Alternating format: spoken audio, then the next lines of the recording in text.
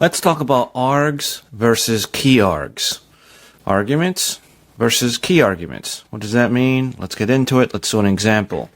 Here on the screen I have a function called myFunction. It takes in 3 parameters, right? car1, car2, car3. And we're going to print each one of these. No big deal here, nothing that we haven't seen before. We're going to be passing Ferrari, Honda, and Toyota to this function. Let's save it and run it. And let's just make sure that this actually works with what we expect. And it does. Now what I want to show you is a couple things. What if we don't know that we have 3? What if we have more than 3? Well, let's do that as an example. Let's say we want here Nissan to be listed. Well, this would break because it'll say, hey, look, you're passing 3 arguments, but 4 were given. This is a problem, and you know that I always say that the more things in software that we have to manage, the worse off will be. What does that mean? That means that if we can have something like this and make this function work without us affecting before, instead of us going through and changing it, because that would require us to go in here, add a new parameter, and then print car4, and we know that this would work. But we don't want to do that. That's just more maintenance. Again, we have to manage more things, and we're not going to be better off. So the idea is, how can we make this function in such a way that it always works regardless of passing 2 parameters or passing 4 parameters, for example? Well, the idea is with positional arguments.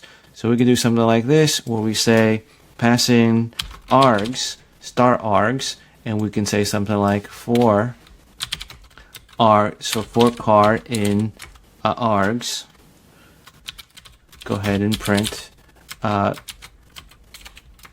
print the car, right? Something like this. If we run this, we'll get exactly Ferrari, Honda, Toyota, and Nissan. And if we removed 2, for example, that we're invoking myFunction, but we're passing only 2 parameters, well, that would work without us having to change the function. This is the big deal with positional arguments.